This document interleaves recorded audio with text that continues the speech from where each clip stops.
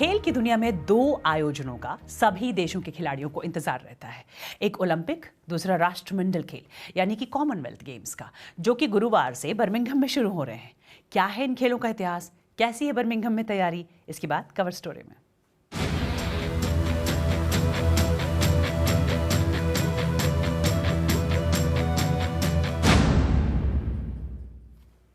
खेलों की वजह से बर्मिंघम में काफी रौनक है। कैसी है वहां पर तैयारी और कौन कौन से स्टेडियम में खेले जाएंगे खेल, बता रही है बीबीसी संवाददाता गगन सभरवाल।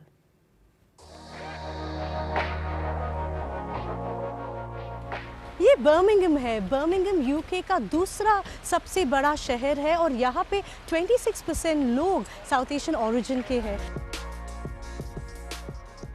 मैं बर्मिंघम आई हूँ ये जानने के लिए कि सिटी कैसे तैयार हो रहा है कॉमनवेल्थ गेम्स के लिए, जो गुरुवार को शुरू होने वाला है। और मेरी यात्रा शुरू करने के लिए अलेक्जेंडर स्टेडियम से बेहतर जगह और क्या हो सकती है। 1976 में बना यह स्टेडियम 2022 कॉमनवेल्थ गेम्स का मुख्य स्थल है। यहाँ दोनों ओपनिंग और क्लोजिंग सेरेमनीज होने वाले हैं। इसके अलावा ट्रैक एंड फील्ड इवेंट्स भी इस स्टेडियम में होने जा रहे हैं। करीब 7 अरब रुपए की लागत से इस स्टेडियम को कॉमनवेल्थ गेम्स के लिए खास तौर पर तैयार किया गया है। इस साल के कॉमनवेल्थ गेम्स में 72 देशों और क्षेत्रों से लगभग 6,500 एथलीट्स हिस्सा लेंगे। अलेक्जेंडर स्टेडियम के अलावा खेलों के मुकाबले Edgbaston cricket stadium, Victoria Square, Sutton Park, Sandwell aquatic centre, University of Birmingham और कॉवेंट्री स्टेडियम और अरीना में भी खेले जाएंगे। पिछली बार कॉमनवेल्थ गेम्स यूके में 2002 में मैनचेस्टर में और 2014 में ग्लासगो में आयोजित किए गए थे और इसीलिए इन खेलों को लेकर यूके में बहुत चहल पहल और उत्साह है। मैं बहुत खुश हूँ, एक्साइटेड हूँ कि ये कॉमनवेल्थ गेम्स यहाँ पे होस्ट होंगी। When I was back in India तो मैं ज़रूर देखती थी, फॉलो करती थी, but now I will make sure I get a chance कि मैं लाइव जाके हॉकी, साइकिलिंग ऐसे स्पोर्ट्स इंजॉय कर सकूँ, देख सकूँ। पूरा एक्साइटमेंट फुल फोर्स में है। It's an exciting thing to happen after the pandemic. हमारी कंट्री से हमारे प्लेयर आएंगे, हम उनकी सपोर्ट करेंगे। बर्मिंघम का पूरा रूप, पूरा चित्र बदल रहा है। द सिटी इज़ प्रोग्रेसिंग क्योंकि उन्हें ये इवेंट एकदम परफेक्टली करना है। और कई महीनों की तैयारी के बाद यूके और बर्मिंघम शहर दुनिया के सामने ग्लोबल ब्रिटेन की ताज़ा तस्वीर रखने के लिए तैयार है। गगन सभरवाल, बीबीसी न्यूज़, बर्मिंघम। और दुनिया भर से खिलाड़ी बर्मिंघम पहुंच रहे हैं। बर्मिंघम में भारतीय खिलाड़ियों के स्वागत के लिए इंडियन हाई कमीशन ने प्रेस कॉन्फ्रेंस का आयोजन किया, जहां खिलाड़ियों ने इन खेलों से जुड़ी अपनी उम्मीदें बयां की, ब्रिटेन में बसे भारतीय फैंस का सपोर्ट भी मांगा। राष्ट्रमंडल खेल यानी कि कॉमनवेल्थ गेम्स कहां खेले गए, इसमें कितने खिलाड़ियों ने हिस्सा लिया और कौन कौन से देश इन खेलों में हिस्सा लेते हैं, ऐसे तमाम सवालों के जवाब इस रिपोर्ट में। 22वें कॉमनवेल्थ गेम्स के लिए काउंटडाउन शुरू हो गया है। दुनिया भर से आए खिलाड़ी 11 दिन तक एक दूसरे से कंपटीशन करेंगे। इसमें ओलंपिक की तरह कई खेल होते हैं, लेकिन सिर्फ राष्ट्रमंडल देश ही इसमें शामिल होते हैं। ये पहली बार साल 1930 में हुए थे। तब इन्हें ब्रिटिश एम्पायर गेम्स कहा जाता था, जिसमें 7 देशों के सिर्फ 400 खिलाड़ी थे। समय के साथ बढ़ते बढ़ते अब इसमें 72 टीमें और लगभग 7,000 खिलाड़ी शामिल हो चुके हैं। और इसमें सिर्फ पूर्व ब्रिटिश कॉलोनी ही नहीं, बल्कि रवांडा और मोजाम्बिक भी शामिल हैं, जिनके ब्रिटेन से कोई ऐतिहासिक संबंध नहीं रहे। कॉमनवेल्थ गेम्स 4 साल में एक बार होते हैं, जो इस बार ब्रिटेन के बर्मिंघम में हो रहे हैं। इसमें एथलेटिक्स, स्विमिंग और साइकिलिंग जैसे इवेंट्स तो होंगे ही, साथ ही कुछ नए खेल भी इस बार शामिल हो रहे हैं। बास्केटबॉल 3x3 को दुनिया का नंबर 1 अर्बन टीम स्पोर्ट माना जाता है। तेज रफ्तार, चुस्ती फुर्ती वाले इस खेल में एक तरफ 3 खिलाड़ी होते हैं और इसकी बॉल भी छोटी होती है और कोर्ट भी।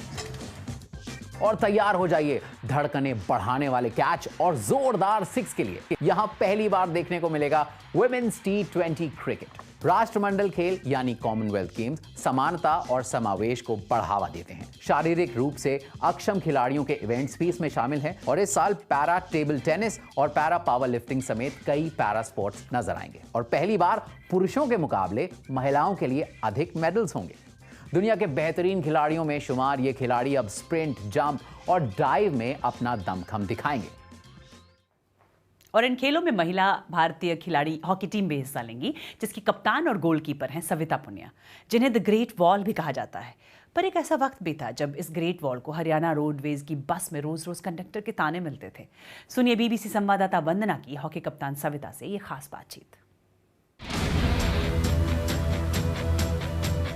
छोटी थी तब पता नहीं था कि ओके गोलकीपर्स को भी इतनी फिटनेस या एजिलिटी की जरूरत होती है, बट आज ये चीज बोल सकती हूँ कि गोलकीपिंग से पहले मेन फर्स्ट जो आता है वो फिटनेस है। गोलकीपर एक पोजीशन ऐसी है कि अगर आपकी वहां परफॉर्मेंस अच्छी रहेगी तो ऑटोमेटिकली टीम को उस चीज में हेल्प मिलती है। तो आपका जो गांव से आप आती हैं, जोधका शायद नाम है, वहां से फिर आप सिरसा तक जाती थी और उस तरह का उसका अपना एक स्ट्रगल रहा होगा, वो लोकल ट्रांसपोर्ट में जाना, तो उसके बारे में थोड़ा बताइए।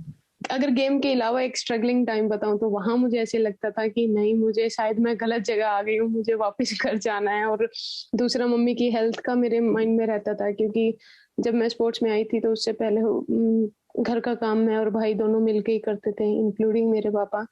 तो वो रहता था कि मेरे बिना और ज्यादा प्रॉब्लम हो रही होगी। तो उस टाइम पे इतनी फैसिलिटीज नहीं होती थी, तो जो भी है ट्रांसपोर्ट का जैसे रहता था उसमें मुझे बहुत प्रॉब्लम होती थी, क्योंकि मेरा गोलकीपर किट जो बैग है वो काफी बड़ा रहता था। ड्राइवर और कंडक्टर हो सकता है वो भी अपनी जगह सही है, बट उस टाइम पे मुझे बहुत ऐसे लगा था कि मुझे नहीं खेलना है और छोड़ना है, क्योंकि वहां मैं बोला कि आप ये बैग लेके इस बस में नहीं आ सकती, तो कि आपका एक्स्ट्रा पे, या तो आपको एक्स्ट्रा सीट का पे करना पड़ेगा। और उस टाइम पे ये भी नहीं होता था कि ओके मैं वो चीज बोल दूं कि ठीक है मैं अब एक एक्स्ट्रा सीट ले लेती हूँ, क्योंकि पेरेंट्स की तरफ भी देखना होता था। तो फिर बस उन्होंने फिर थोड़ा सा इस तरह से बोल दिया कि ओके नहीं तो आप ये ऊपर रख दो, छत पे रख दो ये सामान, और एक मजाक जैसे बनाया गया। तो वहां मैं थोड़ा डिमोरलाइज हो गई थी और काफी घर आके रोई कि मुझे नई स्पोर्ट्स करना है, छोड़ना है। बट आज वो चीजें आपको स्ट्रेंथ देती है, जब भी आप उस चीज को टाइम को याद करते हो तो डेफिनेटली आपको अच्छा लगता है कि एक वो फेज था और एक आज का टाइम है। मुझे ऐसा लगता है कि स्ट्रगलिंग टाइम हर एक की लाइफ में आना चाहिए, तभी आप वो डिफरेंस फील कर सकते हो। तो आप इतने सारे लोगों के आप फेवरेट गोलकीपर हैं और कैप्टन है, तो आपके फेवरेट गोलकीपर्स कौन हैं? मेरे लिए वुमेन्स टीम में PR श्रीजेश भैया हैं, एंड वुमेन्स में ऑस्ट्रेलिया के गोलकीपर थी लिंच, जो अभी पीछे उन्होंने रिटायरमेंट ले ली है। तो वो दोनों मेरे आइडियल रहे हैं as a goalkeeper. One word में फ्यूचर ऑफ जो विमेन हॉकी है उसका फ्यूचर कैसे देखते हैं? Very bright.